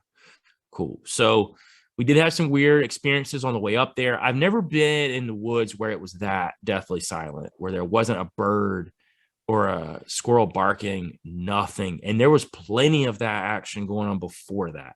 So it wasn't that it had been that way the whole time. It was literally that it happened that way right then. So walking around the turn, we had a weird instance where something shook one tree and jumped to another tree. We didn't see what it was. Something fell. Went around. It was still definitely silent. Went around. We heard some thumping in the woods too. Just some weird stuff. Nothing you could put your finger to, and it could have been an animal. We don't know. But again, it was still oddly silent. So we were trying to circle around and kind of move it back down is what we were trying to do, which we did get around the hill, but I just think whatever it was moved off quick enough, or, which we've kind of come to think too. It could have been something more in the spiritual realm of things too. It could have been something that, I've got a theory that I go to is quantum Bigfoot that I've kind of talked about several times. So one of the things that was really weird about that instance was there were a lot of Bigfoot like things that happened that made me think Bigfoot. So that was, I know Bigfoot does shake trees a lot of times to run people off. I know that's kind of one of their tactics, kind of like a bluff charge they do. So, but again, we didn't see anything. And I know people were talking about, the logging and this and that. Guys, we went up there and took a look at it. There was no logging equipment. And obviously you would have seen the logging equipment. Also, some people got really irritated with the video that we showed, like the video on the camera. Oh, yeah, of the trees. Okay, guys, yes, that might have been logging, but that's what we saw. Like the point of us showing that was Ward saw that before it was kind of confirmed what it was. It was doing the, it was circulating, and he pulled us like, is this what you guys saw? And we're like, yeah, no, that was it. That's exactly how we saw it. But the issue was there was no human being. There were no human beings there. We walked up there. Ward was up there with an AR. He touched the trees. I was up there around the trees. You would have seen logging equipment. Hell, you would have heard people talking. Like you would have seen that. It would have happened. Definitely. So we just put that in the documentary as a point of reference so people could understand, what we saw, how we saw it. That's the best way to do it. At least the video that was circulating around that people could wrap their minds around a little bit of, okay, this is what we saw. We weren't like, hey, this was a video of Bigfoot. We know it was Bigfoot shaking the trees down. And then, yes, this is what happened. Like, no, that's not what that was. Like, we understand that a lot of people were saying that was logging equipment, and we know that logging equipment does that. We know that. Like, that was the whole point, though, that it wasn't logging equipment and it happened that way. So it's an unexplained phenomenon. That's all we can say that it is. There was no, outside of what Tony saw on the last day, there wasn't any physical attributes to what happened. So after that happened, Kyle kind of got it together. We came back. We decided to trek towards the first spot. We did get to the basin of the hill. We did find the hill, the first spot. Matter of fact, it was so overgrown back there because Kyle hadn't been back there since he was 15. So that's how long it had been since he'd been back there to that original spot. He wouldn't even go back there. So he went back there with us, and we questioned going up the hill, but we knew we didn't have time because Kyle was adamant he was not going to be out there at night with us in the woods. He was like, I'm not doing it. He's like, you guys can go to your own deaths. He's like, I'm not doing it. Yeah. So we went back that night. We just kind of like relaxed. This wasn't the night that we went out for the nighttime trip. We went back. That was long. I mean, that was a long day. I can't even remember how many miles we hiked that day. I think 15 maybe that day. It was a lot. It could have been a little less. I'm just guessing on top. I know we did like a ratio of like how many miles we actually hiked the whole trip we were there. I know we're in the 20s of total miles that we hiked that whole trip. So, the next day, now we'll say, and you can catch this on the documentary. A lot of people didn't hear the knocking, but Ward did catch the knocking on his camera. If you do turn it up at certain spots, you can hear the knocking. There was the classic Bigfoot knocking on the trees. So that also had me thinking Bigfoot a little bit. So the knocking did follow us. We actually went to a whole different area, which was miles away from that particular area. It was on a different side, honestly. And it was just kind of something that Kyle's, hey, this could work. There's some cool, like, cave-like things, rock structures, some things you could climb. So we went on a whole trek through there, and that's when it wasn't the first time, but I think it might have been the second out of the 3 or 4 times we had government helicopters flying over us while we were there, which was odd. So we get back there, and the 4 of them actually go up on top, and you'll see it in the documentary. They're up on top of like a little like cliff piece, and they're holding the it was a device that just let out a lot of different sounds. So it had like a wounded coyote, because we know that dogmen tend to go after coyotes. So we had one of those. We were letting off a lot of those sounds. If you'll notice in the documentary, I'm not with them. I'm actually by myself, and I'm like at the bottom, and I'm over to the side with a shotgun on this other end, because I just kind of thought like it'd be nice to be somewhere else in case something came a different direction. So that's when I actually heard the knocking. You'll see in the documentary where the phone comes up and it says a knocking started on my side. So it's the same knocking that I heard a whole different location the day before. Started again. So we get some of that. They heard a little bit of it too. It kind of died down. We're talking middle of the day. And in this particular area, it wasn't highly wooded as far as trees being close together. I mean, we were deep in the woods, but it wasn't, you would have seen something coming up on you. It wasn't able to hide the way that it was in the other area where it was super dense. Yeah. So we end up leaving there. And that night was the night we decided to go out, and we're going to go out for the night. We get in the trucks. Again, Kyle's not going with us. He's like, y'all crazy, I'm telling you again, don't do it. He told us several times not to do it. We get out there. We go to the original location where everything happened. Ward and I start setting up stakes. We start tying them from trees. Pretty crazy. And we kind of found a hill that we could look down into this ravine. And we set up a lot of trail cams down there too. Went up to this kind of top of this hill, and we started waiting it out. And that's when Ward and I heard what sounded like something circling us. It was a lot of thumping. It would happen in one area, and then it would get quiet and then happen in another area. And it was like it was getting closer, but it was like circling. So we knew something was coming in. And at one point, right above Ward and I, there was a line of trees that shook right above us, to where, and it had been raining off and on this whole trip. It shook above us, and just a straight line of probably about 3 feet, 4 feet wide, all the way down above us shook, where we saw water pellets drop all the way down and then just stopped immediately above us. So we got hit by water, and it didn't continue. It just happened just right in a straight line above us. At that point, Ward's like, he's like, man, something's going on. And, it's tough to see. It's dark. We did have night vision. Some of us did, especially with some of the cameras that we had. Ward and I had, flashlights, on the artillery that we had. So, but we're trying to keep it as low profile as we could too, especially if we're trying to lure something in. So we didn't want to have a lot of light going on, which makes it difficult if you're trying to see and stuff's happening and you hear all this thumping going on around you. So we get to a point to where we're kind of satisfied. We heard it stopped basically. Like it wasn't coming in.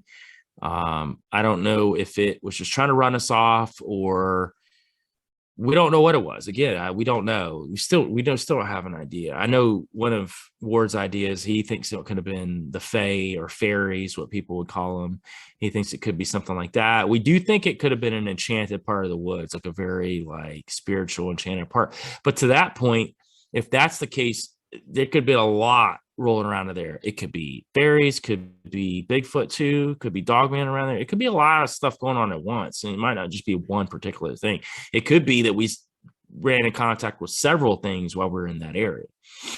Yeah. So we end up getting out of there. We leave the trail cams. So we know we got to go back in again the next day to get the trail cams. Ward left after that night. He had to get back. So it was just Christian, myself, and Tony.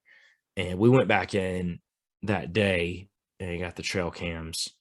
Pretty exhausted at that point. Well, Tony's taking one of the trail cams down, and he ends up seeing like what looked like a gray head that was looking at him over some trees. It was just out the corner of his eye. He caught it. It was real weird. He called us over. I'm like, I'm going to go investigate. So I go deep off in the woods, like where it's at. And now, so not even making this up, one of the very few times I didn't bring my phone with me is when I went out there, and it always happens this way. So, reception is super spotty in the woods anyway. You don't know if you're going to catch it or not. Sometimes it's just super dead zones, and sometimes it's not. Depending on how high you are, you might catch something. Well, I'm back there, and I did run into your typical, what people would say their typical Bigfoot TP structure was. So So it wasn't something that was man-made, in my opinion, only because the trees were so big. So the way that it was constructed, it was pushed up against like a living tree, but there was huge pieces of log that were like fallen log, but it wasn't fallen this way, if that makes any sense. Like they were definitely put up, constructed, and underneath it was a bunch of branches. Like it was almost like a flooring that was underneath it. Huh. So again, while all this is going on, it got deathly silent again. After he saw this head, it got real silent. No squirrels, no birds, nothing. So I get back there, I see this. Of course, I don't have my phone to take the picture of it, which I wish I would have done, because that would have been nice to have this TP structure. Because it kind of led to my whole thought of it being like quantum Bigfoot. I felt like he just moves in and out of like a dimension, which I think Bigfoot can do. Like, I was going to mention, if we have decided these creatures travel that way and they are from the same plane of existence, wouldn't it be logical to think that Dogman would use the same techniques as Bigfoot and structures, things like that? I heard a theory recently too that these cryptids, I think there's physical cryptids and I think there's metaphysical cryptids. So I think that there are like skinwalkers, which can manifest in different forms. So I think like a skinwalker could take the form of a Bigfoot, or take a form of a Dogman, or hell for, whatever, fallen angels or demons or whatever, could take the form of these things too. Now, I do think there are physical as well. I think it's a combination of both. I think that people do run across physical things, and I do think that people run across metaphysical things that they may think are physical. So I think there's part of that too. The quantum Bigfoot theory is fascinating, that Bigfoot moves so fast that he can move in and out of the constructs of time and things like that, which I think is a pretty cool way of thinking. Like, he doesn't think about it that way, right? He just does. Like, it's the way that he can move. He just grew up that way. They say that the reason that you can see Bigfoot is that because if they don't want to be seen, they'll never be seen. Right. They do say that Bigfoot is seen. They say that it's a rite of passage for the adolescent males, like they need to be seen by humans as part of their, like, I guess, passing on to the adulthood or whatever. So I've heard some stuff about that too, which was pretty interesting as well. So it's kind of why they kind of come out of their cloaking or whatever they do to be seen. But there's been people that, I mean, have had sightings of Bigfoot families. I know there's a lady that used to go down to a creek and I guess had some kind of pact with them to where, like, she didn't cross the creek, you know, didn't touch their stuff, and they would allow her to come down and watch them, like the kids play and all this stuff. So I think Bigfoot's highly intelligent. I don't know.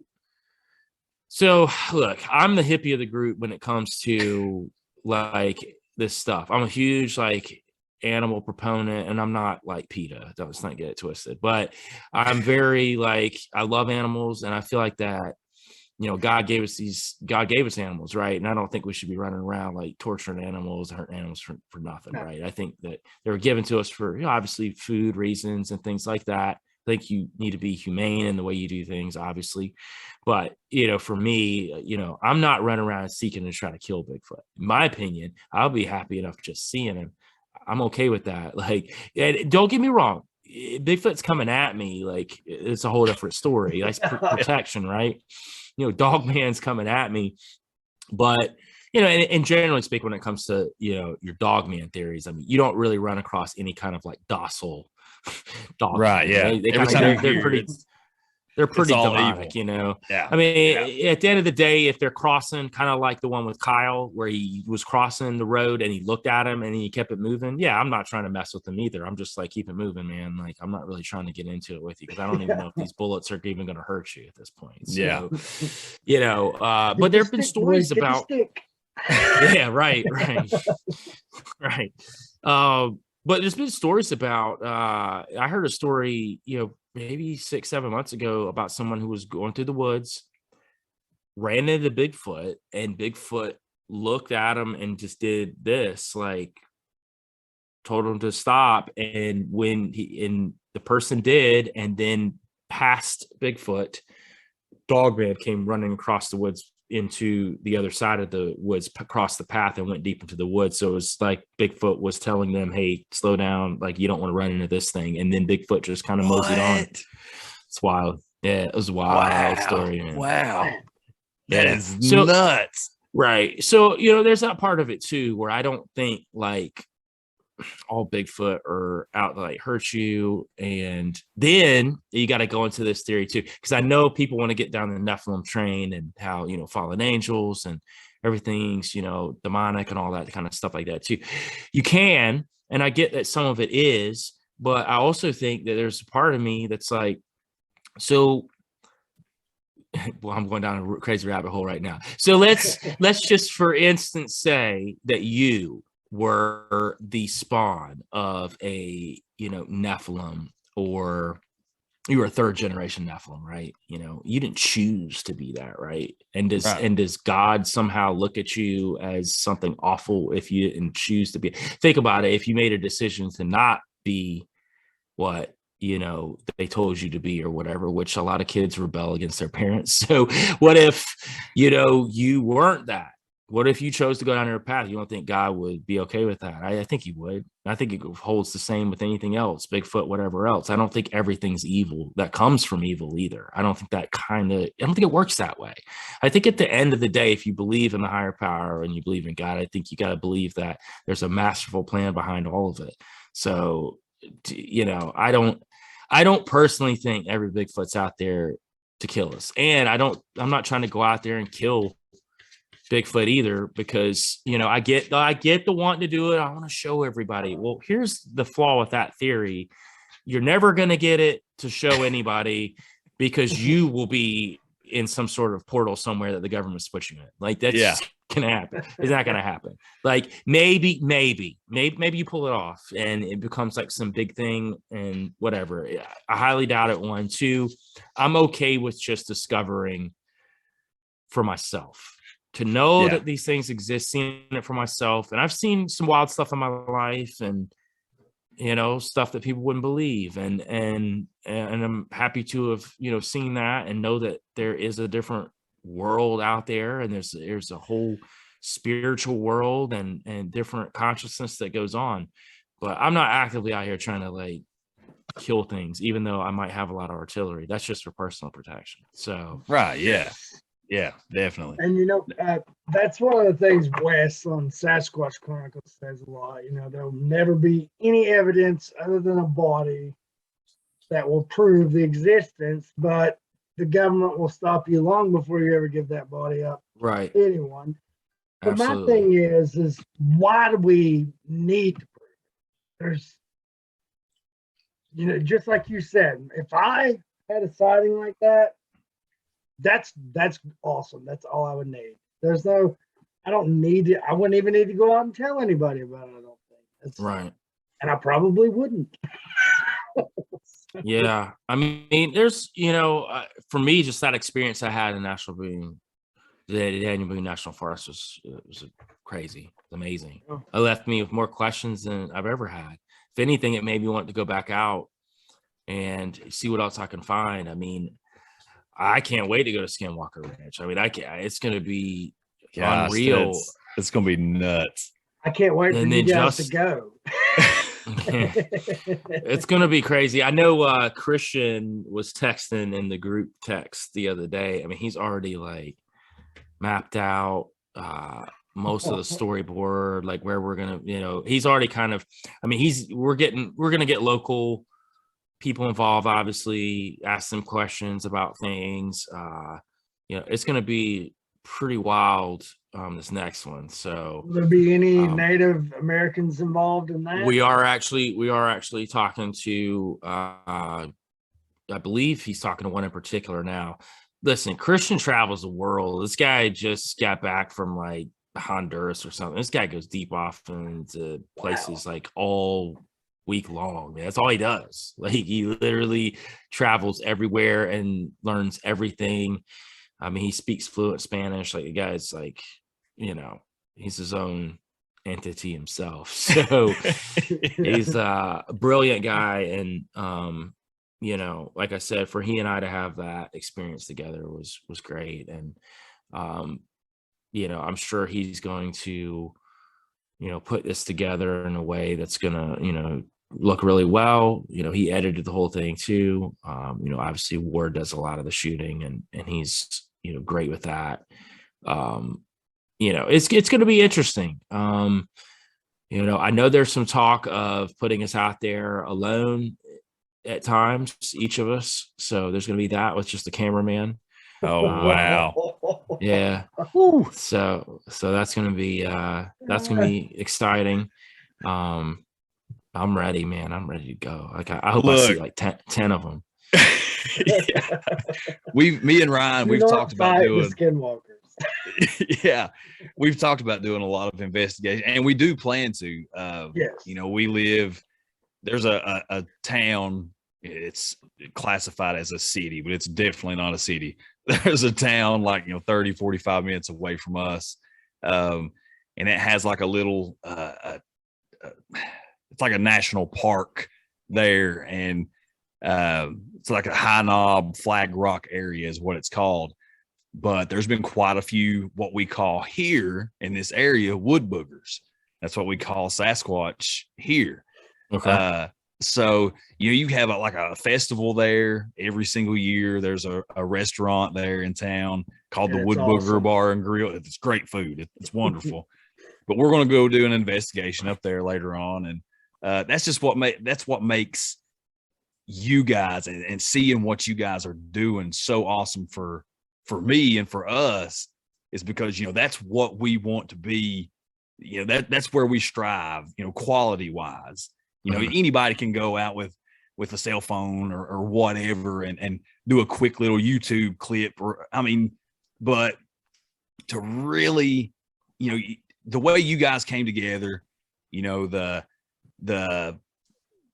expertise you had in the group, the equipment that you had, you have these names that are already going to be getting viewers in here. Like, dude, it's the ultimate mixture what you guys have right now. And really, man, like y'all can do some big things with this. I mean, Yeah. it could be huge, which I think I looked earlier today, and hold on, let me check again real fast. I'm thinking it was like that Expedition Dogman has blew up. I'm thinking like 145,000 views right now. That's crazy. Yeah. 145,000. And this, That's we're not awesome. talking, this documentary was dropped a year ago. We're talking like 3 weeks, Yeah. like 3 weeks ago that it was made public. And you're at 150,000 views almost. I mean, that's huge. That's huge. And what I love the most about that is that's 150,000 people that are sitting there saying, I wonder what's really out there. Right. Maybe I need to go explore. Maybe I need to look deeper. Maybe I need, what do I think about these things? What do I think they are? That's 150,000 people whose minds are open, even if it's just for a little over an hour watching this documentary. That's 150,000 minds that are open at that moment to take in the interesting parts of the world around us, to forget all this garbage that's going on in the mainstream media, to forget about all this, pandemic, Biden presidency, Russia, Ukraine, what's going on in China, all this crap that for at least a little over an hour, they can say, oh man, maybe I need to go to the Daniel Boone National Forest. Yeah. That's what I love about it, man. And that's what I love about. Hey, and then you can talk to me, and then I can tie Biden in with Dogman.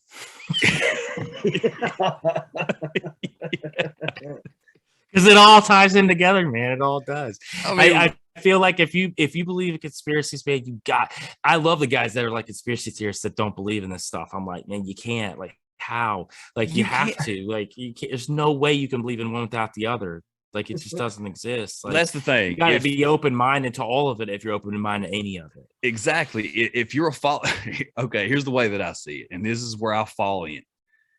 If you're a follower of Christ and a believer in the Bible and what Scripture says, if you believe that to be truth, if you are a member of this truth community and really want to dig into a lot of these things rather than take everything at face value, you have to, if you combine those two things, you have to have a belief in all of these other things, because even if you don't believe that it's a physical, biological thing, we know as believers in Christ and in the Bible that there's a spiritual realm out there that can manipulate and construct itself really however it wants to.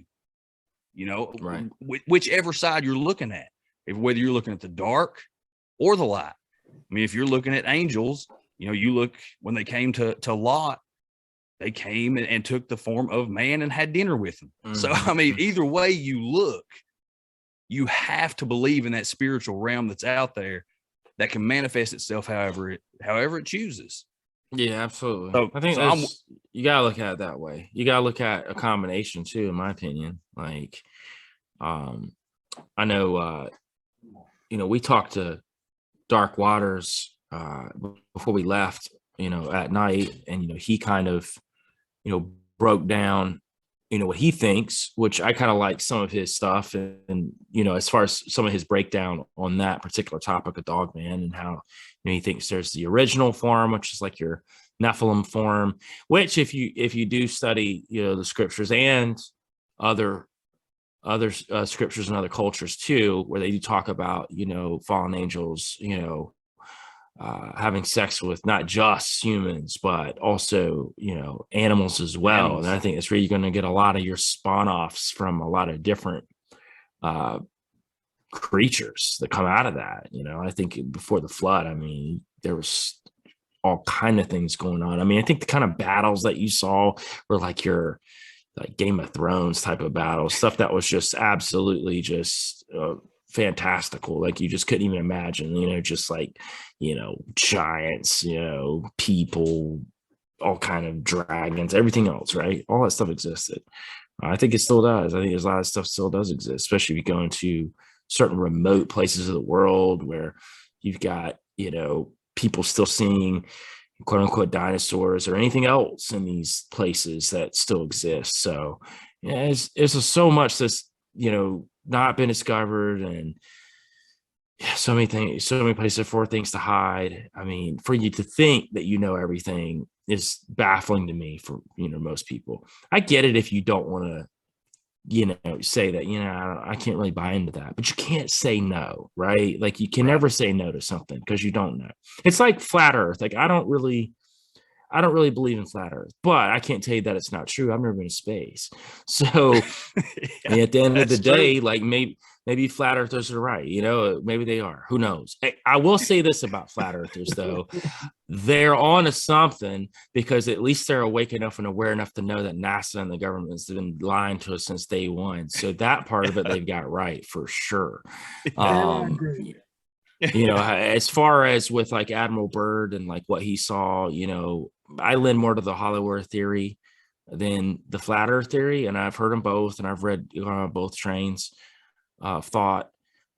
Again, I can only tell you what I think from just the evidence I've looked into as far as, me putting up a globe system versus flat earth and what I think about space. But, could come find out we're in a snow globe all along, and then there was, multiple snow globes attached to each other. And there's all these different things which flat earthers believe anyway. They don't think it's just, just the one globe. They think it's multiple globes. They think that when Admiral Byrd went to Antarctica and walked down there, he met a whole different group of people and there was a whole different globe. So, I mean, my whole thing is, I don't know. Like, I don't know. So, I can't, I've never been to space, and I know NASA lies about everything, and every picture they've ever shown us is a lie.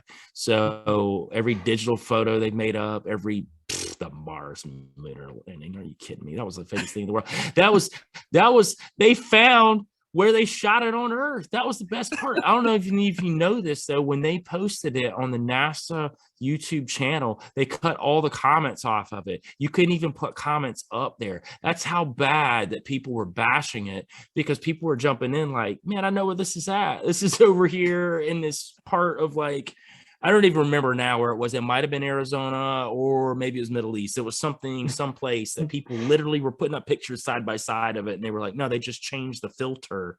And then they put like a little made it red, like rolling around. Yeah. I'm like, come on. Here's the thing. You never see it landing. You never see anything landing ever. Never, ever see anything landing. The only time you ever see anything take it off is from Earth. That's it. The only time you ever see anything take off from Earth. That's why like flat earthers get so hyped, because they're like, man, we don't ever see anything. And it's true. So, but I tend to believe that they don't want you to see things because there's more going on out there than they want you to see. So I think there's a lot going on with that too. I think there's, you start getting into fallen angels, and you get into the whole UFO phenomenon and the fallen angel / alien agenda and everything else that's going on out there. And I'm not saying aliens don't exist. I don't know. But again, I think there's a definite hard tie-in when it comes to UFOs and Nephilim and all of that going on. So, I get it. I get where flat earthers are coming from. Like, think about it. Like, we went to space, we went to the moon, right? We've never been, we can't go back. Supposedly. And right, supposedly. Well, we didn't go the first time. So, if we did, we didn't know when we actually went. I don't think they ever showed us when they actually went. And I think like the first landing was absolutely fake. I mean, hell, even a lot of the astronauts are coming out saying that it's fake. You know what I mean? Like they're not admitting it to it. I mean, it's so fake. It's so fake that people that are still saying it's real, like, I just have a hard time listening to anything they have to say after that. I'm like, well, you have people on NASA right now that says we don't have the technology anymore that we supposedly had in 1969. Yeah, it was go like in to 2008 or 2009 when interview. he came. I forgot the guy's name. He said that because of the solar radiation around the Earth, that we can't get anything out of there. They're like, well, how did we get out of here 50 years ago then? But in the very next sentence, he said, we're making plans on going to Mars. So if we can't go to the moon anymore, if we've lost that technology, how are we getting even farther to Mars? That's right. That's why flat earthers get worked up. Yeah. And I get it. Yeah. That makes perfect sense. That gives them all the ammo they need. Right. But I think you're right. I'm more with you along the lines of I think there's probably stuff out there that they want to hold those cards close to their chest. Like, okay, maybe they did go to the moon at some point and they found a lot of crap there that the human population would not have been totally okay with learning about at that time. So maybe it's better to let people believe that it was all a hoax and just make these conflicting statements. See, this is the way my brain works. Like maybe there's even deeper below the deepest, absolutely. Like maybe they found something there that it was easier to let people think that it's all a big hoax than to come out and say, well, we found this our producer Lance, he has, back to the Nephilim and all this different stuff and how they existed before and after the flood was maybe, since we've talked about already that the technology at that time could have been even more advanced than what we have today. Maybe these Nephilim went off world. Maybe they boarded their spacecraft, went off world, waited till the flood waters to go all the way back down, and then came back. Nice to see that too. Yeah, absolutely. Yeah, while they were there, why couldn't they set up civilization? Here's the thing: I can't quote the verses because I don't know off the top of my head, but there is a verse or two in the Bible where they talk about.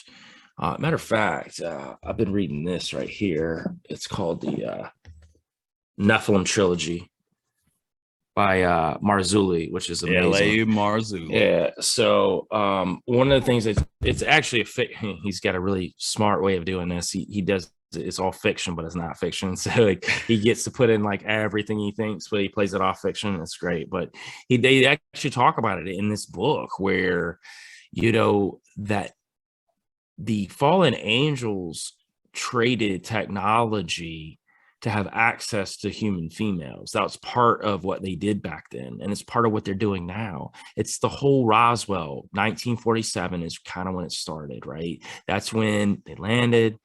You had the bodies, you had the couple that were still alive, the one died, and then the one's still alive, and they kept them in there. And if you've ever read The Pale White Horse by William Cooper, where he breaks down all that stuff too, where the one was kept there for a year and wouldn't talk to anybody, and then all of a sudden out of nowhere just starts speaking English, like, all right, yeah, I can talk like you guys, like let me just like talk to the mothership and we can try to work something out. And they had a whole pact, right? Well, in Marzulli's book, he says that, angels are aliens are actually fallen angels, right? They're just in the guise of aliens because it's going to make it so much easier to deceive people in the last days, because that way you can deceive people into thinking that aliens were where we all came from, that there's no God, there's no nothing. It'll wipe religion off the planet, any religion off the planet for that matter. So, and then you start tying into like Project Blue Beam and all that other stuff too. So, and how that's going to come falling into place. Because I think when it comes to the Antichrist and all that, it's going to be tied in with aliens. I think that you're going to have the Catholic Church. They're already open-minded about all this. Matter of fact, what they found, alien bones in the Vatican, like years ago, and like all these hidden places in the Vatican where they got all these secrets. And yeah, of course, I mean, what the Pope's got that, what is it? It's like a temple that he speaks from, and it looks like a reptilian head. Have you seen this? Yeah. It's wild, man. And like Jesus is coming out of the earth, but his hair like is forming into like a snake head, and it's like super crazy. Like, yeah, but they're getting ready for that. The Catholic Church is going to usher in the alien worship. Like that's going to be what's going to happen. They're already talking about it. They've already said that they believe alien life exists. They're getting ready to bring it in. fallen angels are going to have a field day. They already been having a field day. But Marzulli's book talks about it because he talks about the Nephilim, and he talks about that's why all of these abductions are going on. So after Roswell, aliens made a pact with the UN and everybody involved with the UN. That's why the UN's so powerful as they are. Like, people don't realize how powerful the UN really is. So they made a pact with the leaders of the world, and I'll tie this back into William Cooper and Pale White Horse, where William Cooper talks about how they had one of the top archbishops from the Catholic Church was there as well. So it was all of these people that are in the military from all these countries of the UN, and an archbishop from the Catholic Church was there too. No other religions, nobody else, like just the Catholic Church, right? So they make this pact with the Greys. They did say that there were reptilians involved too. Obviously, there's always reptilians involved. And they made a pact with them to allow each other to study each other, basically. So they kind of made a pact to where that they are allowed to abduct X amount of people. We track the names of who they abduct. They're abducting them so they can reproduce. And I think they're reproducing Nephilim. I think that's what they're really doing, because you have these stories of these women who are pregnant, and then all of a sudden baby's gone. Nobody even remembers them being pregnant but them. And it was almost like all got mind wiped, and they think that the women are crazy.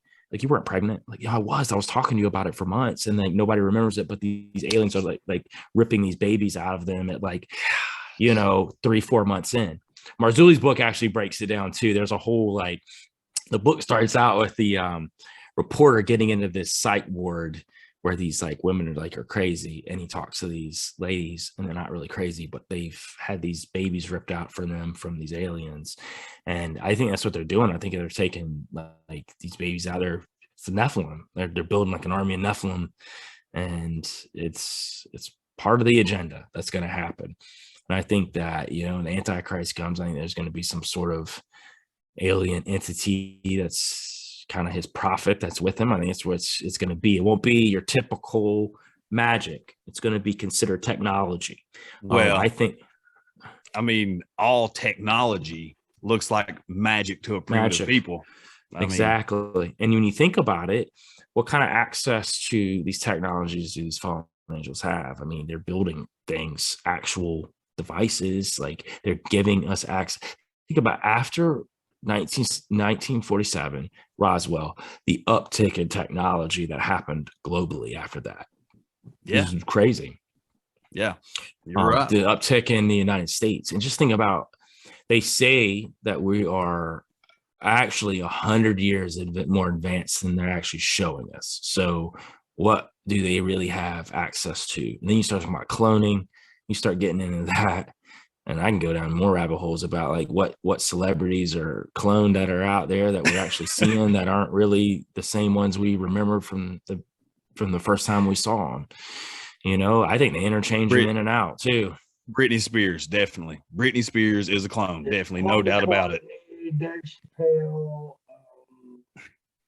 Dave Chappelle was a wild one too, because the one thing about Dave is, though, when Dave came back and Dave kind of instantly, what was really wild about Dave, and I still like a lot of what Dave says, but there's a part of what Dave does too that's very controlled now. So what's crazy is, though, I remember when he shunned the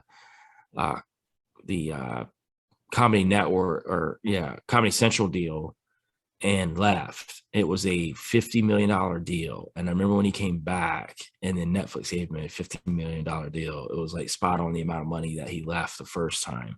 So that was weird. And then obviously he's made way more money since then. I've heard a lot of stuff about Dave too. Even if it's not clone, I heard that he was kind of just tired of running and tired of whatever. He's just gonna, for his kids and whatever else. And people make their own choices. Who knows? You know what I mean? Yeah. And then there's a part of me that's, one thing I do know too, that if there is a side that's evil that's fighting good, there is a side that's good that's fighting evil, right? Absolutely. So there are people that are good that are in places of darkness that are doing it for good. So they may on the outward look like they're doing something that the enemy wants, but that doesn't necessarily mean that they are, because they're playing the game just as well. So there's that part of it too. You got to think about Double it agent. You got to think about it from that aspect as well. So there's a lot of different ways of looking at it. So I think that happens even in Hollywood and even in the celebrity world too. So I think you'll see some of that happening. Not as much, but I think it goes on. I think there's things going on in places that you don't realize, and that's why you may see some celebrities or podcasters or people make statements or do things that are like, wow, that's weird. Like, that's way against the narrative. Like, why did they do that? You know what I mean? And then, and you could go down the road of controlled opposition too, but I don't think it's always that either. So, there's, to be a truther, you have to be open-minded to everything going on around you. But then don't let it drive you crazy either. Enjoy life, enjoy your family, be happy as you can be. It's easy when you're a truther to lose your mind and think everything's going down and just be a doomer 24/7. You know what I mean? Yeah. Like, it's better to have some sort of balance. And I work on that all the time. And there's days where I get in a funk too, just like anybody else. That's just being a human. But I think just part of growth and just being open-minded to all possibilities. I think once you crack open that, I mean, anything's possible. That's why I always laugh. People always look at me crazy. I'm like, flat Earth could be the real thing. Like, we don't know. Like, I tell you two things I do know: the government lies and NASA lies, and there's two things that I know. So yeah, for sure. So, and if I'm admitting that, then I really don't know, because I could say I looked out my telescope, but that doesn't mean anything. It gives me a basis of what I think's going on, but I don't know. I really don't. I could say that the curvature of the earth when I shoot, a shotgun or a rifle, you got to account for some sort of curvature when you shoot. For sure. I think some of those things help me decipher that, hey, there's a globe here, but I don't know. Could just be that I was shooting over a hill or something. I don't know. Like, I really don't. So I leave that possibility open. It's a small possibility, but I leave it open. Like, I don't downplay anybody that says that flat Earth exists, because don't know. I just said, when Newton was coming up with this and he's looking at these cannonballs, when you have that arch, just don't think on a flat surface you get the same as you would on a globe that's in motion. Also, cell phones and satellites wouldn't work. All right. Hey, I'm with you though. Like, I'm not disagreeing with you. Yeah. But then we could go down the road of Newton, and we can go down the road of some of these guys. Talk about how they were tied in with Freemasons and everything else too. So, there's a lot of that going on as well. I read most Sir Isaac Newton, but at the same time, I'm reading Manly P. Hall. Yeah, but see, that's where you have the elementals. But that's where you have to operate. You have to have that balance, and that's keeping an open mind. I mean, by the way, he was talking about the gnomes and how they believed they were able to change form and look like men of stature because they're small. And I thought, I wonder if Bigfoot are just gnomes. Well, if you look at the Scots-Irish tradition and culture, that everything is the fae. Yeah. Everything, every encounter, every paranormal, poltergeist activity, Bigfoot, Dogman, UFOs, everything relates back to the fae. And if you're talking gnomes, you're talking the fae, you're talking elementals, you're talking the entities and deities of nature. That all ties in together. Hey, that being said, shout out to our fan base in Ireland. Somehow, we have inspired the Emerald Isle, and we were like number 10 on Apple Podcasts in Ireland. In our category. In our category. Still, we broke the top 10 in Ireland. Yeah. Shout out to you guys. Yeah. Of course, we Look broke at the our top own redneck 10. fella over here. Look over the last name Kaiser. Well, German They're fish Irish. disguised. It's German Irish. I can't help it. I can't help the German part. See, I'm Scandinavian Irish, and come to find out that Scandinavia's just settled the island anyway. Yeah, yeah. Oh, Well, Joel, man, I think this optimism. Oh, Ryan, do you have something right there? no, if I keep Oh. going, we'll just keep going. So, and it's been over 2 hours. Well, I think this lightheartedness here toward the end is a good place to close it out. We've treaded some pretty deep waters in this episode, but you know, I love ending on a positive note. And you know, if you are a believer, if you do believe, you know, that Christ is who he says he is, and in the Bible, we know, and I think that's where my hope stays and my faith and trust lies, is if I read scripture, I understand that things are going to continually get worse and worse and worse and worse. And this Nephilim army that's possibly being built right now, and the Antichrist that may be walking the earth right now, and all of this is happening for a final battle that they're going to lose. So that's where my faith and hope and trust lies, is that no matter how bad things get, that's where I push all my chips in right there, and know that in the end, I get to choose what side that I want to be on, and I know where I'm going to stand. And I know that that's the winning team. So And not to have silence on a podcast, we're going to no, this was a lot of fun. And after you guys Yeah, it go was. to Skinwalker Ranch, hopefully we're more popular by then and we can get the whole Legion on here and you guys tell your story. If not, we'd love to have you back. For sure. well, we're going to talk a little bit after this too. We got some stuff we want to talk to Joel about. But Joel, man, Joel, drop your stuff, man. We'll tell the folks where they can find you. Tell them where they can find your music, your socials, all that stuff. Now's your time to self-promote. Take it away. Okay. Yeah, you can find me on really any streaming network. So if you're going to Spotify, Apple, Tidal, the Gambit, there's probably about 20, 25 different ones out there. If you just type in Joel Thomas, generally it'll be the first thing that pops up. If you have trouble with that, just go to Instagram. It'll be van_Tesla_. So VAN_TESLA_. You can find me on Instagram. You can find me on TikTok. I get a little crazy there. Do a lot of crazy stuff on there. So yeah, if you like a lot of political stuff, I get pretty funny there. You can also catch me on YouTube on Van Tesla 1. So just go to youtube.com/VanTesla1.